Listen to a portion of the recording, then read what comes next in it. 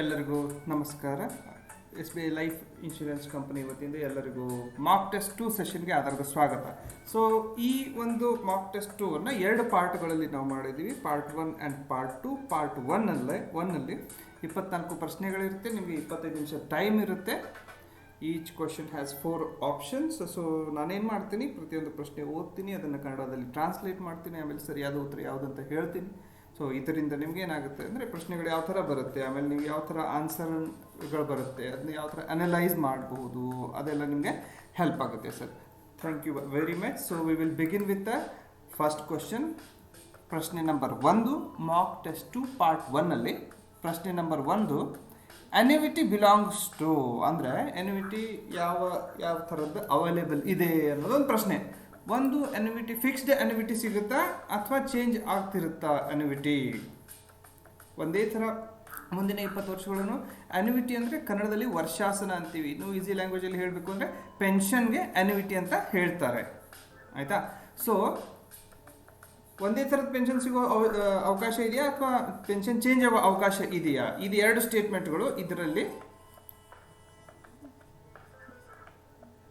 Next option C ಮತ್ತು D ಇದೆ. ಎರಡೂ ಸರಿ ಇದೆಯಾ ಅಥವಾ ಯಾವುದೂ ಸರಿ ಇಲ್ವಾ ಅಂತ ಪ್ರಶ್ನೆ. ಓಕೆ, ಸೊ ನಿಮ್ಮ ಪ್ರಶ್ನೆಗೆ ಉತ್ತರ 2 ಸರಿ ಇದೆ ಸರ್. 2 ಥರ ಅನ್ಯುವಿಟಿ ಪೆನ್ಷನ್ ಅವೈಲೇಬಲ್ ಇದೆ. ನಿಮ್ಗೆ ಫಿಕ್ಸ್ ಬೇಕಂದ್ರೆ ಫಿಕ್ಸು ಸಿಗುತ್ತೆ, ಇಲ್ಲ ರೆಗ್ಯುಲರ್ ನಿಮ್ಗೆ ಚೇಂಜ್ ಆಗೋದು ಬೇಕು ಅಂದರೆ ಅದು ಆ ಥರನೂ ನಿಮಗೆ ಅವಕಾಶ ಇದೆ ಇದರಲ್ಲಿ. ಮುಂದಿನ ಪ್ರಶ್ನೆ, which one of the following statement is correct? ಕೆಳಗಿನ ಯಾವ ಸ್ಟೇಟ್ಮೆಂಟು ಸರಿಯಾಗಿದೆ? ಸೊ ಇದರಲ್ಲಿ ಸರಿಯಾದ ಉತ್ತರ ಯಾವುದು ಅಂದರೆ ಆಪ್ಷನ್ ಬಿ, ಇದು ಸರಿ ಇದೆ. So annuity would stop strictly with death of the annuitant. So annuitant death ಆಗಿಬಿಟ್ರೆ ಸ್ಟಾಪ್ ಆಗಿಬಿಡುತ್ತಾ? ಇದು ಪಾರ್ಷಿಯಲ್ ಸ್ಟೇಟ್ಮೆಂಟು. ಯಾವ ಅನ್ಯುವಿಟಿ ಚೂಸ್ ಮಾಡಿದ್ರೆ ಅದ್ರ ಮೇಲೆ ಡಿಪೆಂಡ್ ಆಗುತ್ತೆ. ಸೊ ಈಗ ಕೆಳಗಡೆ ಆಪ್ಷನ್ ಏನು ಹೇಳಿದೆ ಸ್ಪೆಸಿಫಿಕಲಿ ಹೇಳಿದ್ದಾರೆ ನೋಡಿ. ಸೊ ಇಲ್ಲಿ annuity could be paid to the surviving spouse. Joint life annuity ನೀವು ತಗೊಂಡಿದ್ರೆ ಸರ್ವೈವಿಂಗ್ ಸ್ಪಾಸ್ ಯಾರು ಇರ್ತಾರಲ್ಲ ಅವ್ರಿಗೂ ಅನ್ಯುವಿಟಿ ಸಿಗ್ತಾ ಹೋಗುತ್ತೆ. Okay, so option B is right option. ಮುಂದಿನ ಪ್ರಶ್ನೆಗೆ ಹೋಗೋಣ. So question 3, in a joint life annuity, what would happen to annuity payment if the spouse is to predecease the annuitant? ನೋಡಿ ಇಲ್ಲಿ ಪ್ರಶ್ನೆ ಏನು ಅಂದರೆ ಎರಡು ಅನ್ಯುವಿಟಿ ಬೆನಿಫಿಷಿಯರಿಗಳು ಇಲ್ಲಿ 2 ಜನ ಇದ್ದಾರೆ. ಒಬ್ಬರು ಪ್ರೈಮರಿ, ಇನ್ನೊಬ್ಬರು ಸೆಕೆಂಡರಿ. ಓಕೆ, ಸೊ ಇಲ್ಲಿ ಏನಾಗುತ್ತೆ, ಎರಡನೇ ಅನ್ವಿಟೆಂಟ್ ಯಾರಿದಾರಲ್ಲ, ಮೊದಲನೇ ಅನ್ವಿಟೆಂಟ್ಗಿಂತ ಮೊದಲೇನೆ ಎರಡನೇ ಅನ್ವಿಟೆಂಟ್ ಸೀಸ್ ಆದರೆ, ಅಲ್ಲ ಅವ್ರಿಗೇನಾದರೂ ಡಿಸೀಸ್ ಆಗಲಿ ಅಥವಾ ಇನ್ ಕೇಸ್ ಅವ್ರಿಗೇನಾದರೂ ಡೆತ್ ಆದರೆ, ಸೊ ಇಲ್ಲೇನಾಗುತ್ತೆ, ನೆಕ್ಸ್ಟ್ ಆಪ್ಷನ್ ಏನಾಗುತ್ತೆ, ಕಂಟಿನ್ಯೂ ಆಗುತ್ತೆ ಅಥವಾ ಕ್ಲೋಸ್ ಆಗುತ್ತೆ, ಅದು ನಿಮಗೆ ಕೇಳ್ತಾರೆ. ಸೊ ಇಲ್ಲಿ option B is right answer. Annuity would continue ಆಗೋದಿಲ್ಲ. ಯಾರಿಗೆ ಕಂಟಿನ್ಯೂ ಆಗಬೇಕಾಗೋದಿದ್ರೆ, ಸೊ ಅವರೇ ಸೆಕೆಂಡ್ ಅನ್ವಿಟೆಂಟ್ ತೀರ್ ಹೋದ್ಮೇಲೆ ಅನ್ಯುವಿಟಿ ಸೀಸ್ ಆಗಿಬಿಡುತ್ತೆ. ಪ್ರಶ್ನೆ number 4, what are the types of annuities? ಯಾವ್ಯಾವ ಥರದ ಅನ್ಯುವಿಟೀಸ್ ಇರುತ್ತೆ? ಅನ್ಯುವಿಟಿ ಅಂದರೆ ಪೆನ್ಷನ್. ಯಾವ್ಯಾವ ಥರದ ಪೆನ್ಷನ್ ನಿಮಗೆ ಸಿಗುತ್ತೆ? ಸೊ ಬೇಸಿಕಲಿ ಎರಡು ಟೈಪ್ ಇದೆ. ಒಂದು option A immediate annuity, option B deferred annuity. Okay, so ಸರಿಯಾದ ಉತ್ತರ ಯಾವುದು sir? Option C, both are correct. Immediate annuity ಅಂದರೆ ಇವತ್ತೇ ನಾನು ದುಡ್ಡು ಇದ್ದೀನಿ, ನಾಳೆಯಿಂದ ನನಗೆ ಪೆನ್ಷನ್ ಬರೋಕ್ಕೆ ಸ್ಟಾರ್ಟ್ ಆಗುತ್ತೆ, ಅದಕ್ಕೆ ಏನಂತೀವಿ ನಾವು ಇಮಿಡಿಯೇಟ್ ಅನ್ಯುವಿಟಿ ಅಂತೀವಿ. ಡೆಫರ್ಡ್ ಅನ್ಯುವಿಟಿ ಅಂದರೆ ಈಗ ನಾನು ದುಡ್ಡು ಇಡ್ತೀನಿ, 20 ವರ್ಷದ ನಂತರ ನನಗೆ ಏನಾಗಬೇಕು, ಪೆನ್ಷನ್ ಸ್ಟಾರ್ಟ್ ಆಗಬೇಕು, ಅದಕ್ಕೇನಂತೀವಿ ನಾವು ಡೆಫರ್ಡ್ ಅನ್ಯುವಿಟಿ ಅಂತೀವಿ. So option C is correct. Both of the options are available. Okay, so ಮುಂದಿನ ಪ್ರಶ್ನೆ ನಂಬರ್ 5, ಅಂಡರ್ ಇಮಿಡಿಯೇಟ್ ಅನ್ಯುವಿಟಿ ತತ್ಕ್ಷಣದ ವರ್ಷಾಸನ ಅಂತಾರೆ ಸರ್. ಏನಂತಾರೆ? ತತ್ಕ್ಷಣದ ವರ್ಷಾಸನ. Under immediate annuity the premium has to be paid. So immediate annuity ನಿಮಗೆ ಬೇಕು ಅಂದರೆ ಪ್ರೀಮಿಯಂ ನೀವು ಯಾವ ಥರ ಪೇ ಮಾಡಬೇಕು ಅಂತ ಕೇಳಿದ್ದಾರೆ. ಇಮಿಡಿಯೇಟ್ ಅನ್ಯುವಿಟಿ ನಾನು ಇವತ್ತು ಪೇ ಮಾಡ್ತೀನಿ, ನೆಕ್ಸ್ಟ್ ಮಂತಿಂದ ನನಗೆ ಪೆನ್ಷನ್ ಬರೋಕ್ಕೆ ಸ್ಟಾರ್ಟ್ ಆಗಬೇಕು. ಸೊ ಅದರಲ್ಲಿ ಓನ್ಲಿ ಒಂದು ಆಪ್ಷನ್ ಮಾತ್ರ ಇದೆ ಇನ್ ಲಮ್ಸಮ್.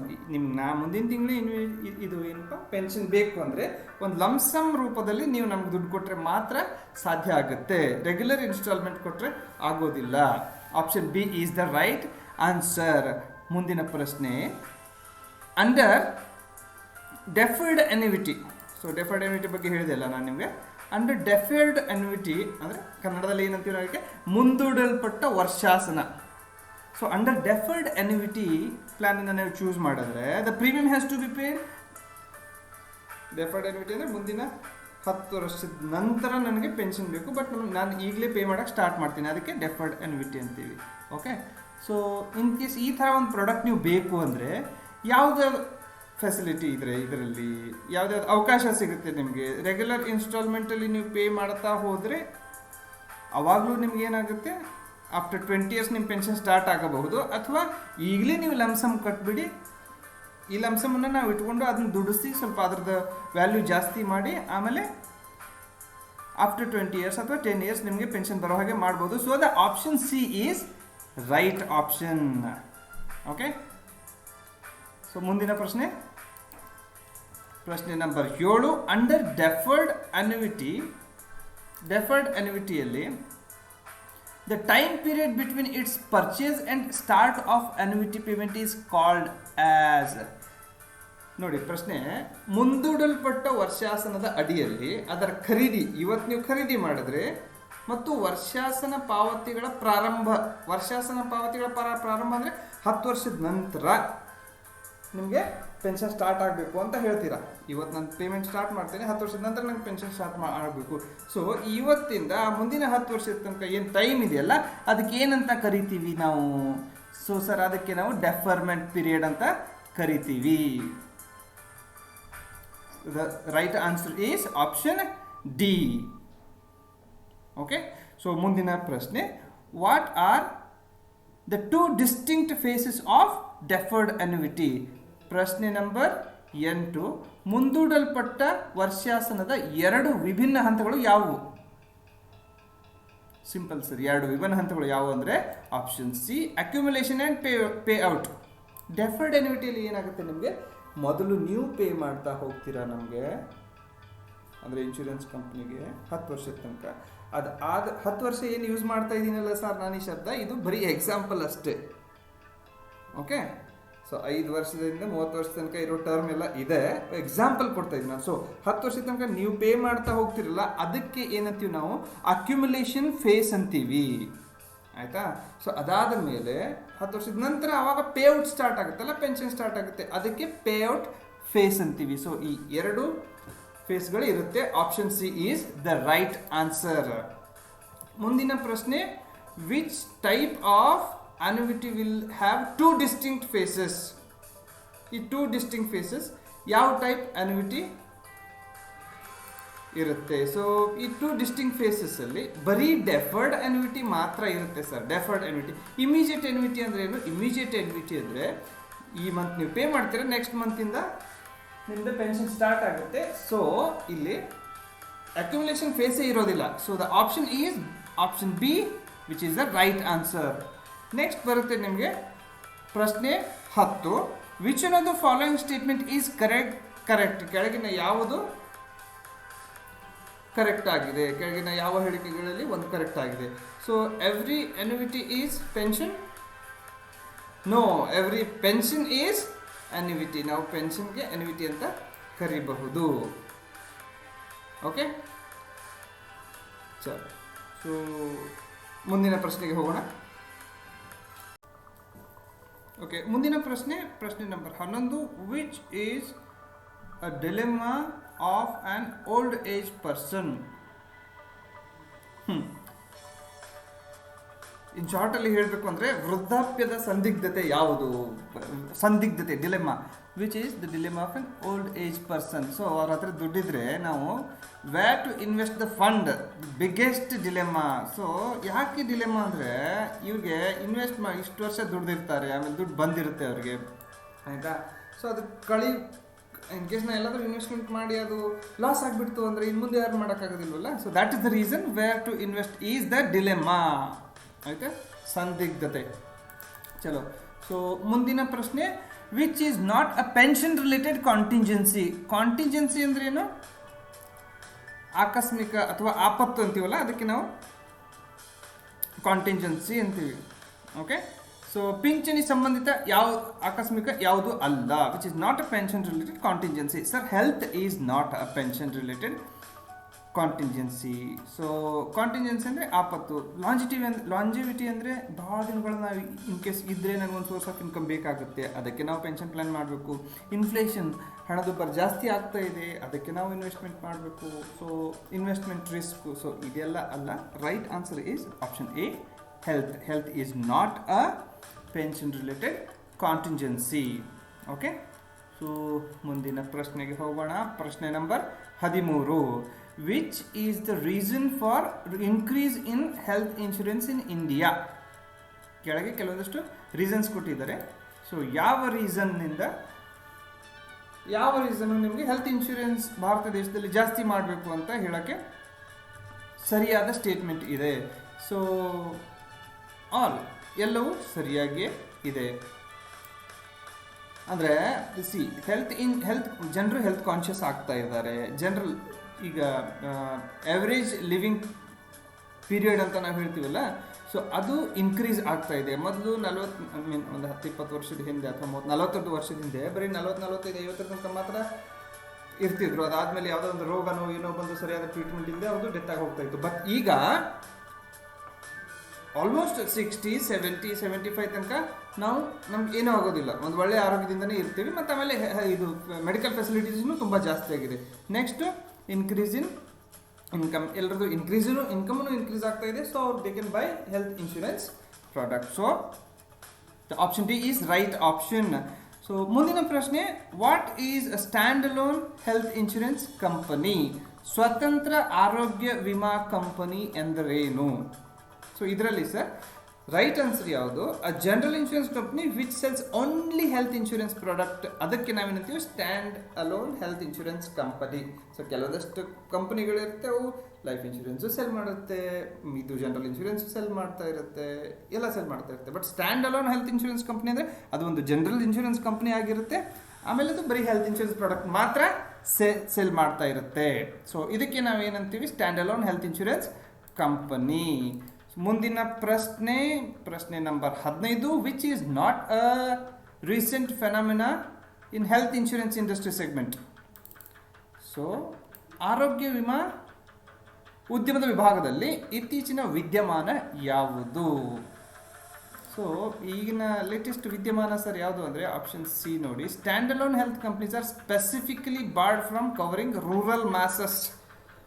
ಸೊ ಕೆಲವೊಂದು ಪ್ರೈವೇಟ್ ಕಂಪ್ನಿಗಳಿಗೆ, ಸ್ಟ್ಯಾಂಡ್ ಅಲೋನ್ ಕಂಪ್ನಿಗಳಿಗೆ ರೂರಲ್ ಮಾಸಸ್ ಅಂದರೆ ಹಳ್ಳಿಯಲ್ಲಿ ಹೋಗಿ ವಿಮೆ ಸೆಲ್ ಮಾಡೋದನ್ನು ಈಗ ಬಾರ್ ಮಾಡಿದ್ದಾರೆ. ಯಾಕೆ, ಏನು ರೀಸನ್ ನಿಮಗೆ ಕ್ಲಾಸಲ್ಲಿ ಸಿಗುತ್ತೆ, ಇಲ್ಲಿಲ್ಲ. Okay, so the right option is C. ಮುಂದಿನ ಪ್ರಶ್ನೆ ನಂಬರ್ 16. ಏನು ಹೇಳ್ತೀವಿ ಸರ್ ಪ್ರಶ್ನೆ number 16? Which item of expense is not covered under typical health insurance cover? ಸಾಮಾನ್ಯ ಆರೋಗ್ಯ ವಿಮಾ ರಕ್ಷಣೆಯಡಿಯಲ್ಲಿ ಯಾವ ವೆಚ್ಚದ ವಸ್ತುವನ್ನು ಒಳಗೊಂಡಿರುವುದಿಲ್ಲ?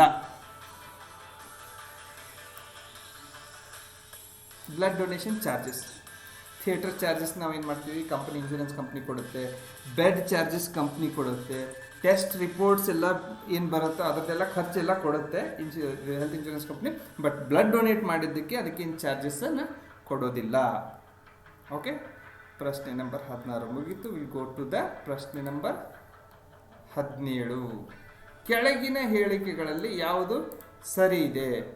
ಓಕೆ, ಸೊ 2 ಸ್ಟೇಟ್ಮೆಂಟ್ ಇದೆ ಸರ್. ಅದಾದ ಮೇಲೆ 2 ಸರಿನಾ ಅಥವಾ ಯಾವುದು ಸರಿ ಇಲ್ಲವ, ಹೇಗೆ? ಸೊ 2 ಸ್ಟೇಟ್ಮೆಂಟ್ ಓದೋಣ.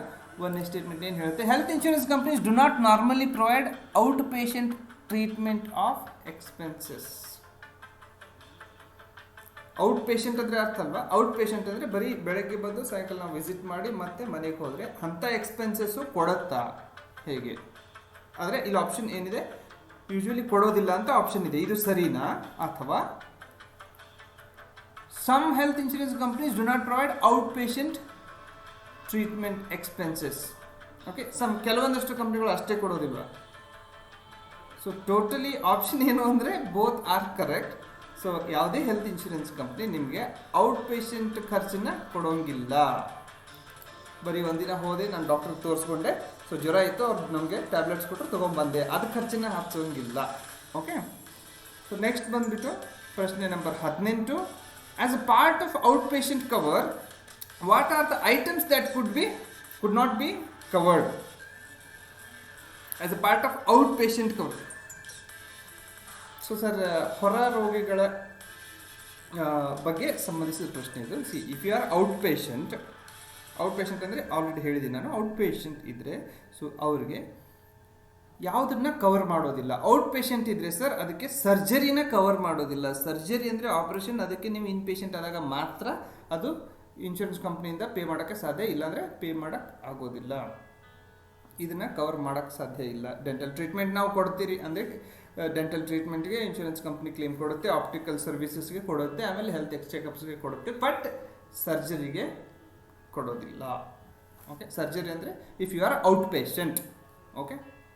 ಸೊ ಇಲ್ಲಿ ಪ್ರಶ್ನೆನ ಅರ್ಥ ಮಾಡ್ಕೊಳ್ಳೋದು ತುಂಬ ಇಂಪಾರ್ಟೆಂಟ್ ಇದೆ ಸರ್. ದಯವಿಟ್ಟು ಟೈಮ್ ಸ್ಪೆಂಡ್ ಮಾಡಿ ಪ್ರಶ್ನೆಯನ್ನು ಅರ್ಥ ಮಾಡ್ಕೊಳ್ಳೋದಕ್ಕೆ. ಓಕೆ. ಮುಂದಿನ ಪ್ರಶ್ನೆ number 19. Day care centre in health insurance parlance would mean ಅಂದರೆ ಆರೋಗ್ಯ ವಿಮಾ ಭಾಷೆಯಲ್ಲಿ ದಿನದ ಆರೈಕೆ ಕೇಂದ್ರ ಅಂದರೆ ಏನು? ಡೇ ಕೇರ್ ಸೆಂಟರ್ ಅಂದರೆ ಏನಂತ ಕೇಳ್ತಾರೆ. So day care centre, option C right answer sir. Day care centre ಅಂದರೆ ಇದು ಒಂದು ಯೂಶ್ವಲಿ ಹಳ್ಳಿಗಳಲ್ಲಿ ಇರುತ್ತೆ. PHC ಅಂತ ಕೇಳಿರ್ಬೋದು, ಪ್ರೈಮರಿ ಹೆಲ್ತ್ ಸೆಂಟರ್ ಅಂತ. ಸೊ ಈಗ ಈ ಪಾಠಗಳ ವಿಡಿಯೋಗಳೆಲ್ಲ ಅಪ್ಲೋಡ್ ಮಾಡಿದ್ದೀವಿ, ನೀವು ಅಲ್ಲಿ ಹೋಗಿ ನೀವು ಚೆಕ್ ಮಾಡಿದ್ರೆ ನಿಮಗೆ ಕ್ಲಿಯರ್ ಇದರ ಅರ್ಥ ಗೊತ್ತಾಗುತ್ತೆ. ಡೇ ಕೇರ್ ಸೆಂಟರ್ ಅಂದರೆ ಏನು ಅಂತ ಅದರಲ್ಲಿ ಗೊತ್ತಾಗುತ್ತೆ. ಸೊ ಇದರಲ್ಲಿ ಡೇ ಕೇರ್ ಸೆಂಟರ್ ಅಂದರೆ 24 ತಾಸದ ಒಳಗಡೆ ಮಾತ್ರ ಹಾಸ್ಪಿಟಲೈಸೇಷನ್ ಮಾಡಬಹುದು. ಯಾಕಂದರೆ ಒಂದು ಡೇ ಅಲ್ಲಿ 2 ಡೇ ಅಥವಾ ಅಲ್ಲಿ ಇರೋಕ್ಕೆ ಅಲ್ಲಿನ ವ್ಯವಸ್ಥೆ ಇರೋಂಗಿಲ್ಲ. ಡೇ ಕೇರ್ ಸೆಂಟರ್ ಅಂದರೆ ಬರೀ ನೀವು ಹೋಗ್ಬೋದು, ಅಲ್ಲಿ ಚೆಕಪ್ ಮಾಡ್ಕೊಂಡು ಮತ್ತು ಆಮೇಲೆ ವಾಪಸ್ ಮನೆಗೆ ಹೋಗಬೇಕು. ಅದಕ್ಕೆ ನಾವೇನಂತೀವಿ ಡೇ ಕೇರ್ ಸೆಂಟರ್ ಅಂತ ಕರಿತೀವಿ. ಸೊ ಪ್ರಶ್ನೆ number 20. Which among the following is not a day care centre? ಕೆಳಗಿನ ಯಾವುದು ಡೇ ಕೇರ್ ಸೆಂಟರ್ ಅಲ್ಲ?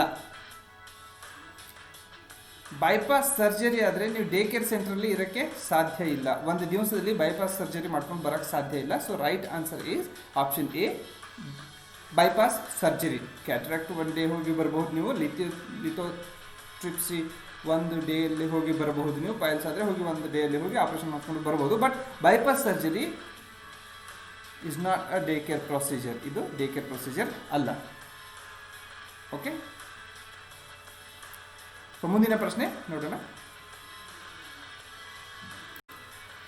ಸೊ ಪ್ರಶ್ನೆ number 21. Which of the following constitute breach of utmost good faith? So just a second sir, ಅವೆಲ್ಲ just a second. Okay. So ಪ್ರಶ್ನೆ ಏನು? Which of the following constitute breach of utmost good faith? So utmost good faith ಅಂದರೆ ಅತ್ಯಂತ ನಂಬಿಕಾರ್ಹ ತತ್ವ. ಈ ಕೆಳಗಿನ ಯಾವುದು ಅತ್ಯಂತ ನಂಬಿಕಾರ್ಹ ತತ್ವದ ಉಲ್ಲಂಘನೆ ಆಗಿದೆ? ಉಲ್ಲಂಘನೆ ಯಾವಾಗ ಆಗುತ್ತೆ ಸರ್? ನಾನು ನಿಮ್ಮ ಮೇಲೆ ನಂಬಿಕೆ ಇಟ್ಟ ಮೇಲೆ ಆವಾಗ ನಾನ್ ಡಿಸ್ಕ್ಲೋಜರ್ ಮಾಡಿದ್ರು ಉಲ್ಲಂಘನೆ ಆಗುತ್ತೆ, ಮಿಸ್ರೆಪ್ರೆಸೆಂಟೇಷನ್ ಮಾಡಿದ್ರು ಉಲ್ಲಂಘನೆ. ನಾನ್ ಡಿಸ್ಕ್ಲೋಜರ್ ಅಂದರೆ ನಾವು ಕಸ್ಟಮರ್ ಹತ್ರ ಹೋಗಿರ್ತೀವಿ, ಅವ್ರು ಏನು ಮಾಡ್ತಾರೆ, ನಮಗೆ ಕೆಲವೊಂದಷ್ಟು ವಿಷಯಗಳನ್ನು ಹೇಳೋದಿಲ್ಲ.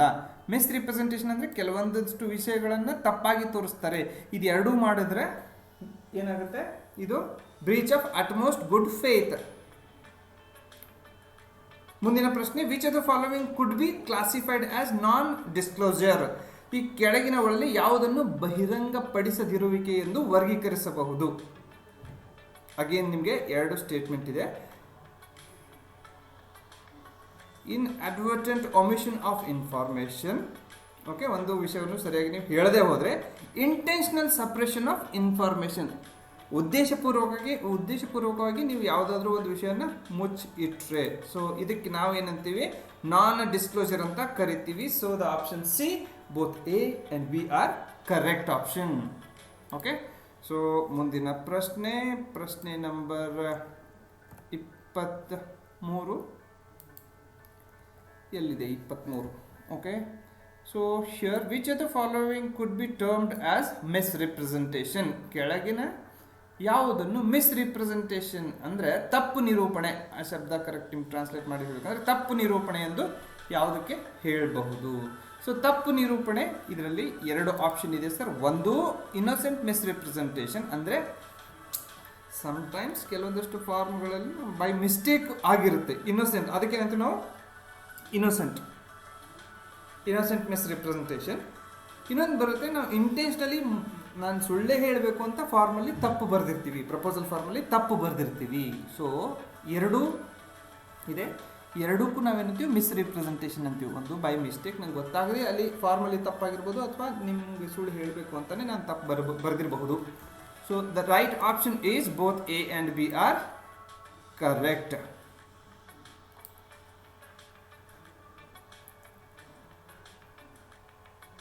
ಪ್ರಶ್ನೆ number 24. When an insurance contract can be declared void. ವಿಮಾ ಒಪ್ಪಂದವನ್ನು ಯಾವಾಗ ನಾವು ಅನೂರ್ಜಿತವೆಂದು ಘೋಷಿಸಬಹುದು? ನೋಡಿ, ಹೋಗಿದ್ದೆ ಪ್ರಪೋಸಲ್ ಫಾರ್ಮ್ ತೊಗೊಂಡು ಅವರೆಲ್ಲ ತಮ್ಮ ಡೀಟೇಲ್ಸ್ ಎಲ್ಲ ಹೇಳಿದ್ರು, ಅದನ್ನ ಬರ್ಕೊಂಡ್ ಬಂದ ಮೇಲೆ ನನಗೇನು ಅರ್ಥ ಆಯಿತು ಅಂದರೆ, ಅವರು ಕೆಲವೊಂದಷ್ಟು ವಿಷಯವನ್ನು ಗೊತ್ತಾಗದೆ ಮಿಸ್ಟೇಕ್ ಮಾಡಿದ್ದಾರೆ, ಮಿಸ್ರಿಪ್ರೆಸೆಂಟ್ ಮಾಡಿದ್ದಾರೆ, ಅಥವಾ ಅವ್ರನ್ನ ಮೋಸ ಮಾಡಬೇಕು ಅಂತ ಫಾರ್ಮಲ್ಲಿ ಸುಳ್ಳು ಬರೆದಿದ್ದಾರೆ. ಓಕೆ, ಸೊ ಇಂಥ ಕೇಸಲ್ಲಿ ನಾವೇನು ಮಾಡ್ಬೋದು, ಆ ಕಂಪ್ಲೀಟ್ ಪಾಲಿಸಿಯನ್ನೇ ವಾಯ್ಡ್ ಅಂತ ಅನೂರ್ಜಿತ ಮಾಡಬಹುದು, ಅದನ್ನ ಕ್ಯಾನ್ಸಲ್ ಮಾಡಬಹುದು in simple language. Okay, so option C is the right answer. ದಯವಿಟ್ಟು ಎಲ್ಲ ಪ್ರಶ್ನೆಗಳನ್ನು ಮತ್ತೊಮ್ಮೆ ನೋಡಿ ಸರ್. ನಿಮಗೆ ಮಾರ್ಕ್ ಟೆಸ್ಟ್ 2 ಪಾರ್ಟ್ 2ದು ಇದೇ ವಿಡಿಯೋದ ಕೆಳಗಡೆ ಡಿಸ್ಕ್ರಿಪ್ಷನಲ್ಲಿ ಲಿಂಕ್ ಸಿಗುತ್ತೆ. ದಯವಿಟ್ಟು ಆ ಲಿಂಕನ್ನು ಕ್ಲಿಕ್ ಮಾಡಿ ಪಾರ್ಟ್ 2 ಅನ್ನು ಕಂಪ್ಲೀಟ್ ಮಾಡಿ. So thank you very much.